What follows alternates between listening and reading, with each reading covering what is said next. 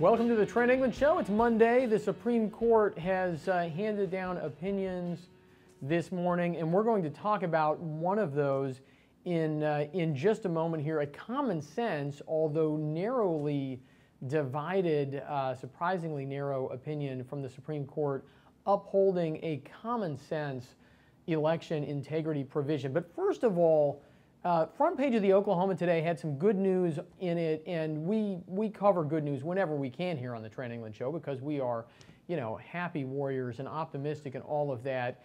And we also like to remind folks what matters more than tax rates is the economy. I mean, this is a basic fact that gets missed in political dialogues and diatribes, oftentimes because politicians like to claim credit for things. It's harder, it's easy to raise taxes and claim credit for higher spending, right? It's harder for politicians to admit when tax revenues go up because they just stayed out of the way and actually allowed the economy to grow. And that's what's been happening in the great state of Oklahoma. The economy has been, roaring back really from not only the Great Recession, actually kept roaring through a good bit of that, but really the state recession that was caused by a combination of long-term low natural gas prices and then plummeting oil prices. And now with oil prices back up somewhat, and I also think maybe a little bit more diversification in the economy. We see businesses moving to Oklahoma, and this story is about the Oklahoma City metro region where sales taxes are way up. And you can see, I think, the chart there at the top of that that Oklahoman story.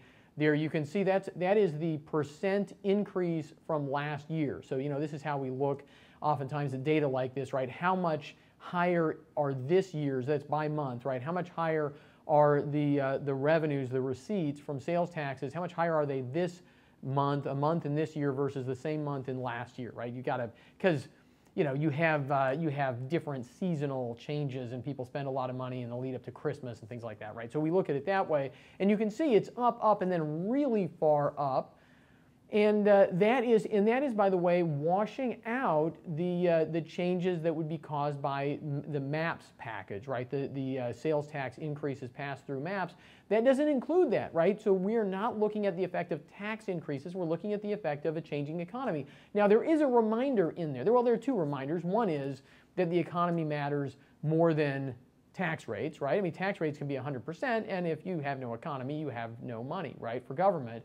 But the other reminder there is just how volatile sales taxes are. And we talk about this on the show all the time because we care about good government so much more than so many of the people who talk about government and politics in Oklahoma, sadly, right?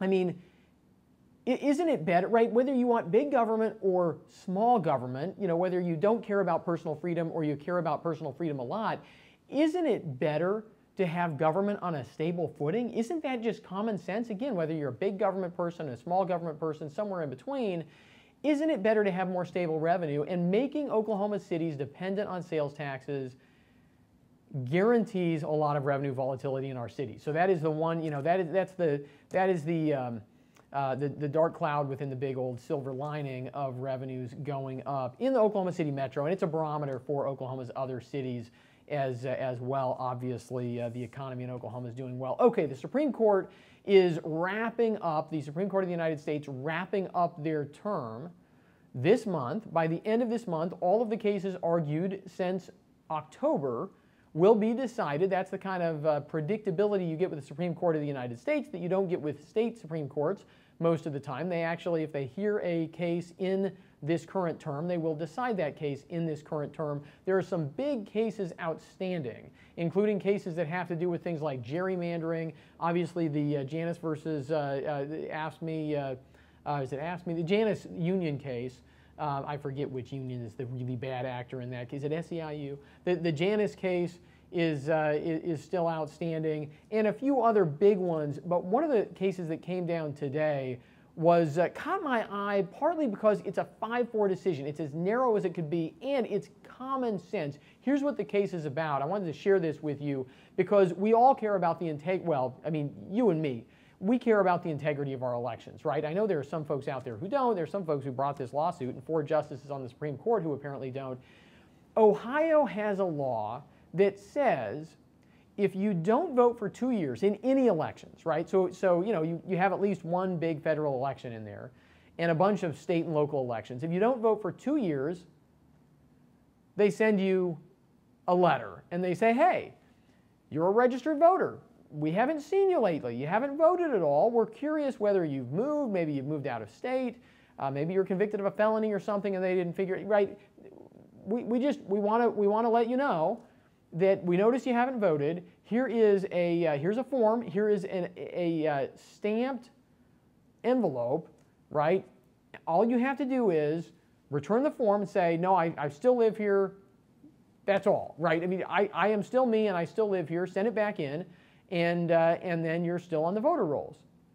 If you don't do that, they don't kick you out. If they don't do that, they wait 1 year. No, they wait 2 years. No, 3. No, they wait 4 years, right? They wait 4 years. If you don't return the form and you don't show up to vote for 4 more years, right? Sounds like a chant at a party convention. 4 more years, right? So 6 years without voting and failing to return a form that has a stamp on it, right? That's the easiest thing that you could possibly have to do, right?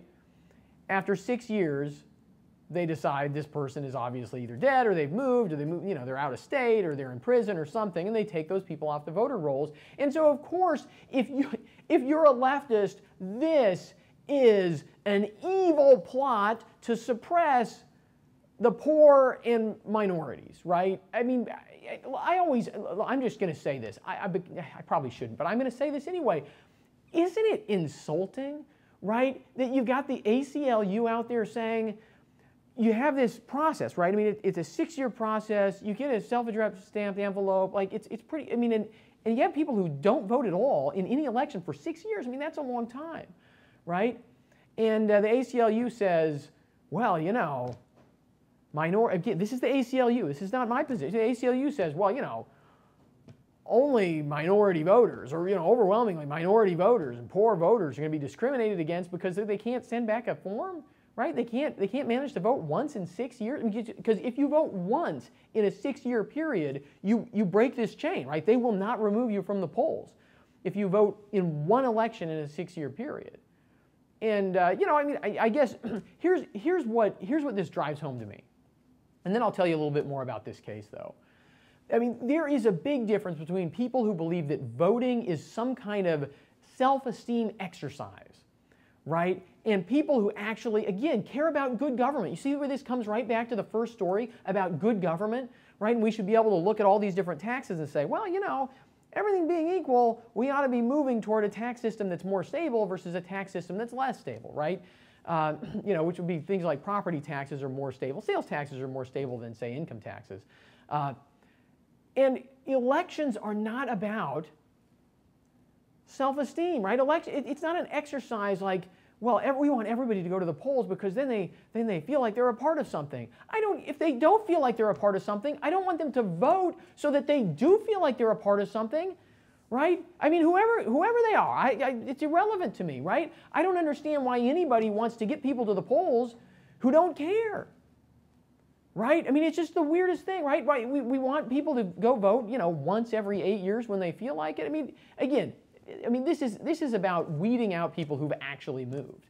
But I'll take another step and say, I mean, look, if we require people to actually go to the polls and show up and vote, right, instead of all these mail-in ballot procedures that most states have and same-day voter registration, I mean, all of that is designed to get people who don't care to go vote.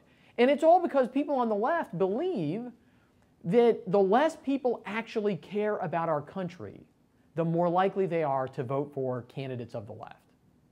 I mean, that is the ideological foundation beneath these disputes over whether we should have elections with integrity, whether it's okay to actually have an election system that requires people to exercise some small degree of effort to actually go and cast a ballot, and those who believe that any amount of effort is too much because they think that they benefit by having people who are stupid and disconnected show up at the polls. I know I shouldn't have said that, but I said it anyway. What's most surprising about this case as a lawyer, and I'll finish with this, is that federal law actually specifically says that states can do this. Federal law specifically says that if somebody does not return, if a state thinks that somebody has moved, they send them a postcard that says, hey, we think you moved. All you got to do is send back this postcard, postage paid, and let us know you haven't moved, right? Or vote within the next 2 years, right? This is what federal law says. If you vote in the next 2 federal elections, so I guess it would be 4 years, right?